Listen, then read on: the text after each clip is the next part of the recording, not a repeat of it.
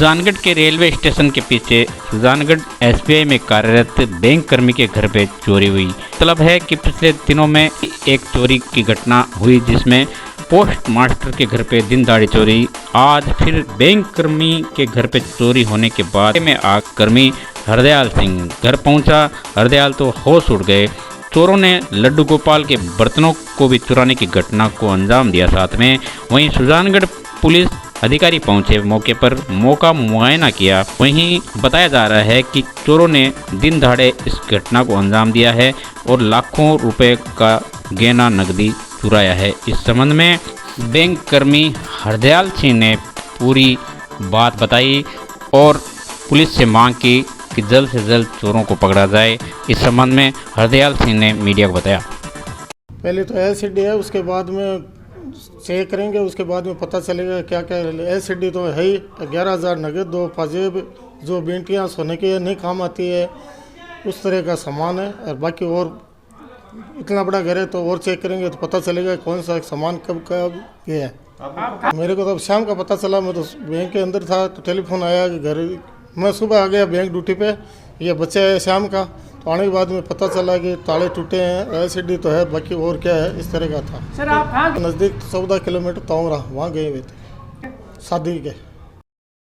सुजानगढ़ नगर परिषद में साधारण सभा और बजट की बैठक पर छाए अनेक मुद्दे, जिसमें सुजानगढ़ में 243 करोड़ का बजट पारित हुआ। सत्ता पक्ष के बाबूलाल कुलदीप ने आरोप लगाए, वहीं भाजपा पार्षदों ने भी आरोप लगाए। सुजानगढ़ में बन रहे अवैध निर्माणों पर आपत्ति जताते हुए सत्ता पक्ष और विपक्ष के पार्षद आपस में नारेबाजी करने लगे। सुजानगढ़ नगर परिषद में साधारण सभा की बैठक के बाद बजट बैठक में जबरदस्त हंगामा। 243 करोड़ का बजट नगर परिषद द्वारा सत्ता पक्ष के हाथ खड़ा करके पास किया गया। वहीं विपक्ष की पार्षदों ने विरोध किया। बजट मीटिंग में पूर्व साधारण सभा की बैठक में शहर में अवैध व्यवसायिक कॉम्प्लेक्स का मुद्दा छाया गया, जहां सत्ता पक्ष के पार्षद बाबूलाल कुलदीप ने सभापति पर भ्रष्टाचार के आरोप लगाते हुए कहा, मिली भगत से अवैध निर्माण कार्य हो रहे हैं। निर्माण कार्यों की आड़ में बड़े बड़े कॉम्प्लेक्स बनाए जा रहे हैं। निर्माण कार्य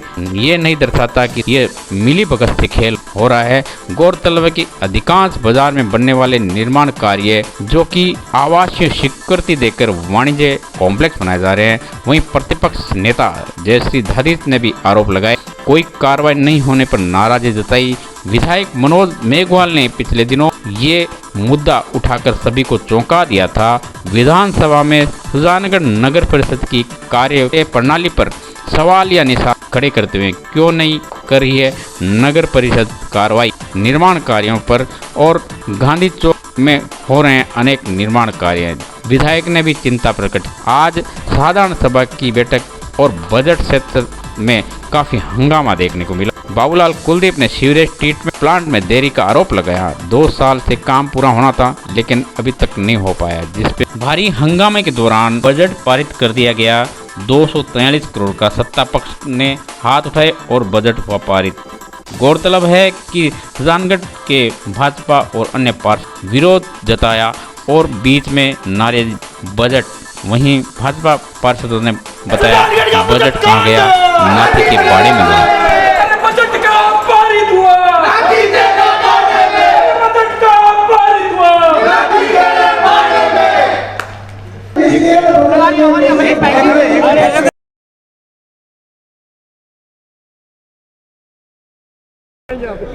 देखिए, आज सुजानगढ़ का दुर्भाग्य है कि सुजानगढ़ 1.5 लाख आबादी का गांव और नगर परिषद है, और आज जिस तरह से सत्ता पक्ष द्वारा सभापति द्वारा जो जानबूझकर हर धर्मिता के साथ जो 60 सदस्यों की नगर परिषद है उनके साथ जो खिलवाड़ किया गया है, और उनके जो करता धरता है, जो अपने आप को ईमानदारी का डंडीरा पीटे, उनके द्वारा जो नगर परिषद का आज बजट मनमानी ढंग से जो पेश किया गया, ये सुजानगढ़ का आज का हम 58 पार्षद यानी सारे जो विपक्ष में पार्षद 27 काला दिन के रूप में मनाएंगे, और सभापति ने हर धर्म का धरता के साथ भ्रष्टाचार पर भ्रष्टाचार कर रहे हैं। आपको पता होगा कि विधायक ने जब इस सभापति को चोर का नाम देकर के भ्रष्टाचारी रूपी सभापति मानकर विधानसभा में क्वेश्चन उठाया अवैध निर्माण के रूप में, इनको मैं यही कहना चाहूँगा कि सभापति को सीट पर रहने का अधिकार ही नहीं है। राज्य का विधायक, राज्य की सभापति और विधायक द्वारा इनके ऊपर भ्रष्टाचार के आरोप लगा रहे, ये तो तय है कि ये भ्रष्टाचार पे भ्रष्टाचार कर रहे हैं।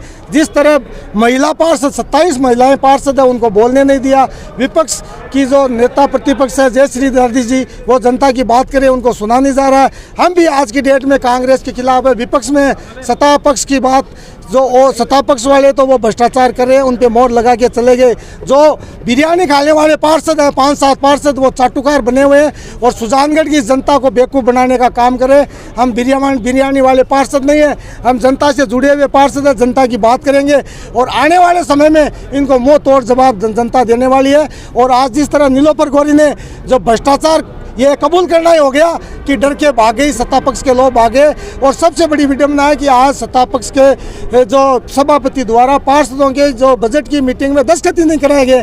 तो इस तरह की ये रिकॉर्डेड कोई मीटिंग नहीं है। आयुक्त साहब डरे हुए हैं, पूरा प्रशासन इनकी हामियाँ मिलाने में लगा हुआ है।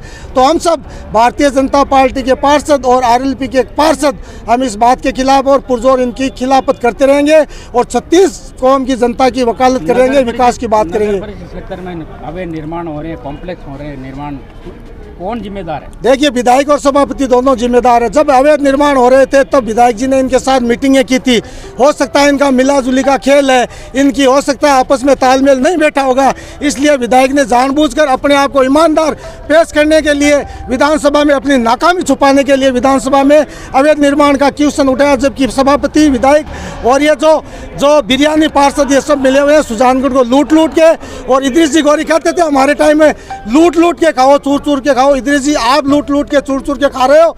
हमने तो जनता का काम किया और ईमानदार है। और हमारे खिलाफ अगर एक भी भ्रष्टाचार का, अच्छाई का भी आप आरोपित करते हो तो हम जनता का दंड भुगतने के लिए आप तैयार रहो। पड़ा गया हनुमान चालीसा भैया सुजानगढ़ नगर परिषद में पहले तो साधारण सभा हुई थी, उसमें न तो विपक्ष के पार्षदों की कोई बात सुनी। ये केवल साधारण सभा भी 12 महीनों में एक की है इन्होंने, उसमें भी इन्होंने खानापूर्ति पूरी की अपनी। और रही बात बजट सत्र में ये हनुमान चालीसा पढ़ने की, तो सभापति महोदय के, आयुक्त महोदय के वो लेखाकार हैं, वो केवल पन्ना लेके बजट पढ़ रहे थे। मात्र 7 मिनट में इन्होंने पूरे साल का बजट मात्र 7 मिनट में इन्होंने पढ़ दिया। तो हम उसका विरोध कर रहे थे हनुमान चालीसा पढ़ के कि हमारी बात सुनी जाए। भाई आज सुजानगढ़ की जनता ने हमें चुन के भेजा है, अपनी आवाज़ बन के हमें यहाँ पे भेजा है, तो हम उनकी बात तो रखें कम से कम। सुजानगढ़ में पटरियों के पार, मैं आपको एक बात बताना चाहता हूँ, पटरियों के पार कम से कम 8 या 10 वार्ड रहते हैं। सभापति महोदय को इतना नहीं पता है कि उन्होंने वहाँ एक ईंट नहीं लगाई है इन 2 सालों में, न कभी उन्होंने एक सर्वे किया वहाँ का। तो हम तो लोग यहाँ पे क्यों आते हैं मीटिंग में, भाई अपनी जनता की बात सुना सकें उनको। भाई उन्होंने चुना है हमें, हम कम से कम बात तो सुनाएं उनको कि काम क्यों नहीं कर रहे हो आप मदरसों में, मस्जिदों में। और ये जो इनके वो हैं, इन पे आसपास के सभी स्थानों पे इन्होंने सड़कें बना दी है।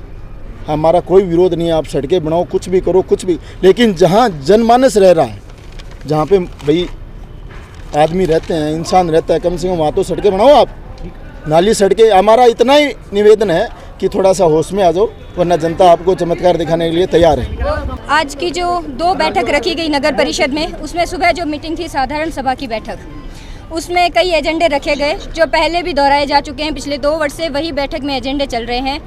और उसके अलावा उसमें जैसे दिशा सूचक बोर्ड का या सूचना पट्ट की बात लिखी गई थी, उस वेट करते करते सूचना पट्ट को कई पार्षद हमारे दिवंगत हो गए, लेकिन अभी तक वो सूचना पट्ट सुजानगढ़ शहर में कहीं भी नहीं लगे हैं। और उन्होंने अपनी मनमानी तरीके से सारे कार्य किए हैं। नगर परिषद में सभापति जी ने किसी भी पार्षद की कोई भी बात को नहीं सुना। मैंने पहले ही रिक्वेस्ट किया था कि सभी पार्षदों को, चाहे सत्ता पक्ष हो चाहे विपक्ष हो, 5-5 मिनट का मौका दे बोलने का, पर उन्हें मौका नहीं दिया गया। इसके अलावा मैंने अब जब बात उठाई पूरे सुजानगढ़ की, तो उसमें सबसे पहले जो अवैध कॉम्प्लेक्स सुजानगढ़ में बने हैं, अभी जो बने हुए हैं, उनके ऊपर मैंने कहा आपने क्या कार्रवाई की, या आपकी इजाज़त के बिना एक ईंट सुजानगढ़ में नहीं लग सकती, और इतने बड़े कॉम्प्लेक्स बन गए, आपने क्या कार्रवाई की, कितने को आपने कमर्शियल अप्रूवल दिया है। ये सब बातें जब मैंने की तो उन्होंने मेरी बात को नज़रअंदाज किया, क्योंकि ये बात विधायक जी ने भी विधानसभा में उठा दी है, लेकिन अभी तक इन्होंने कोई कार्रवाई इस संबंध में नहीं की। इसके अलावा जो सुजानगढ़ की सबसे बड़ी समस्या जल भराव की, पिछले साल जो जितनी तकलीफ लोगों ने सहन की, मैंने कहा इस बार 4 महीने का समय अभी भी आपके पास है, उससे पहले जल भराव की ये समस्या आप निपटा दीजिएगा, वरना नगर परिषद में आपको बैठने नहीं दिया जाएगा, ताला लगा दिया जाएगा। जनता में भयंकर आक्रोश है।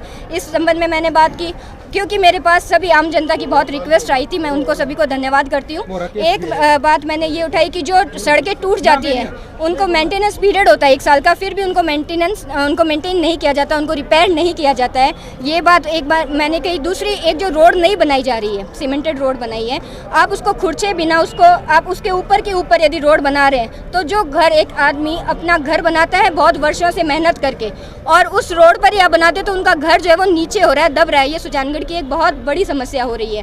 तो इस बात पर मैंने सभापति जी से कहा कि इस पर भी आप ध्यान दें और पहले उन्हें पाबंद करें कि आप पहले सड़कों को कुचलें और उसके बाद उस पर सड़क बनाएं। और इसी के साथ 31 दिसंबर की लास्ट डेट जो दे रखी थी पीसीबी स्कूल से भोजलाई चौराहे तक की रोड का, जिसका कमिश्नर साहब ने रात को 11 बजे सभी प्रशासनिक अधिकारी वहां मौजूद थे, सभी जनता थी, और उनके सामने हमें 31 दिसंबर की लास्ट डेट दी थी कि तब तक ये रोड बन जाएगी, लेकिन अभी तक उस रोड पर एक ईंट नहीं लगी है। इसलिए मैं यहाँ से ही आपके माध्यम से, मीडिया भाइयों के माध्यम से चेता देती हूँ इन सभी को, कमिश्नर साहब, सभापति महोदय, सभी को, कि अब एक बड़े आंदोलन के लिए आप तैयार रहिए, क्योंकि आपने जनता की आवाज़ सुनने के लिए जो साधारण सभा बुलाई थी उसमें एक भी बात सभापति जी ने हमारी नहीं सुनी। जब हम बोलने लगे तो उठ के सब रवाना हो गए। मैं ये पूरी जनता को बताना चाहती हूँ।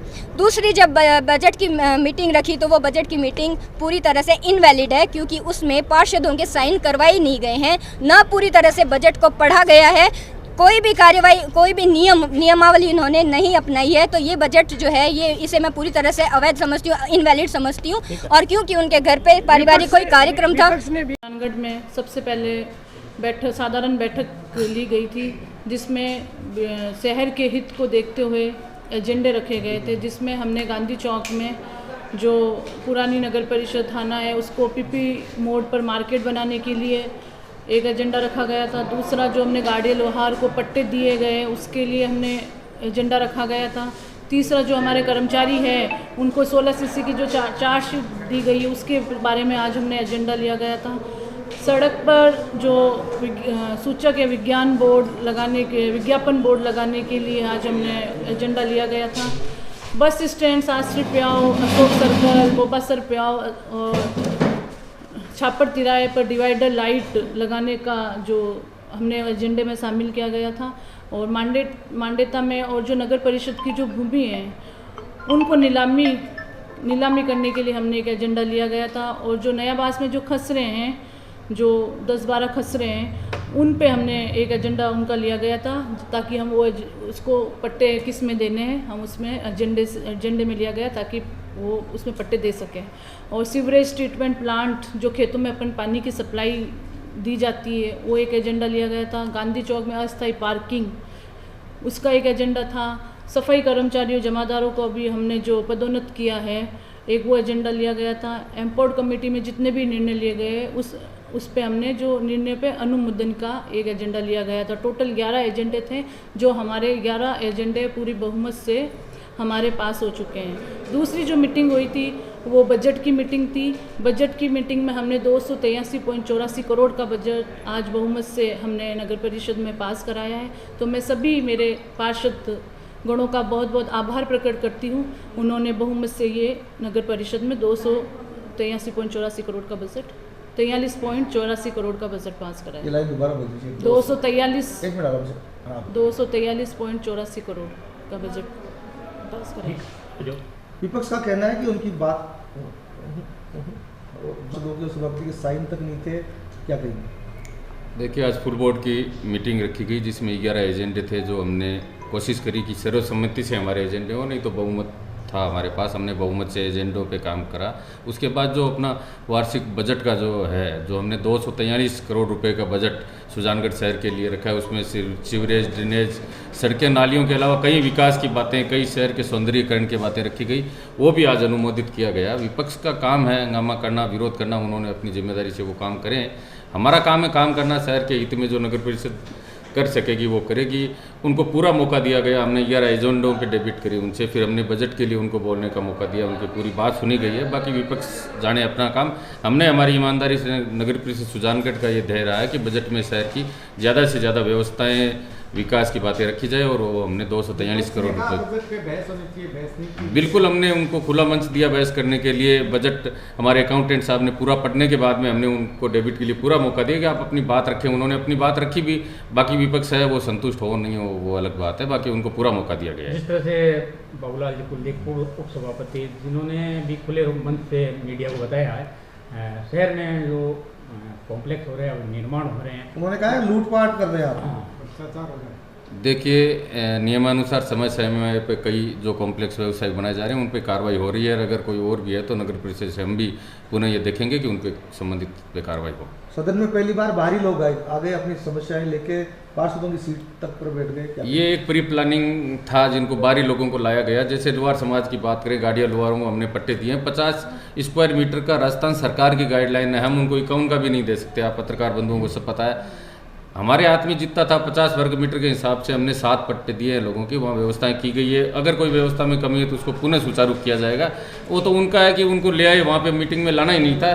फिर भी हमने उनकी बात सुनी है कि भाई वो अपनी बात रखें पूरी, और अगर उनके भी कोई समस्या है तो हम देंगे। पुनः सरकार 50 मीटर का क्राइटेरिया बढ़ाएगी तो हम उनको ज़्यादा देने की कोशिश करेंगे। देखिए, गाड़िया लुहारों को जो 7 पट्टे नगर परिषद द्वारा बांटे गए, महाराणा प्रताप की सेना के सिपाही रहे, उनके लिए राजस्थान सरकार पूरी सॉफ्ट कॉर्नर बनाए हुए, नगर परिषद सुजानगढ़ पूरी सॉफ्ट कॉर्नर बनाए हुए। अभी उनको 7 पट्टे हमने दिए हैं। अगर ज़्यादा और भी रिक्वायरमेंट होगी तो और भी पट्टे देंगे। उनमें एक पक्ष ये चाहता है कि उन्हीं का बढ़ा दिया जाए भूखंड, वो हमारे अधिकार क्षेत्र में नहीं है, और एक पक्ष चाहता है कि और लोगों को पट्टा दिया जाए। जो राजस्थान सरकार की गाइडलाइन है उसको फॉलो करते हुए हम उनको जो नियमानुसार दे पाएंगे देने की कोशिश करेंगे।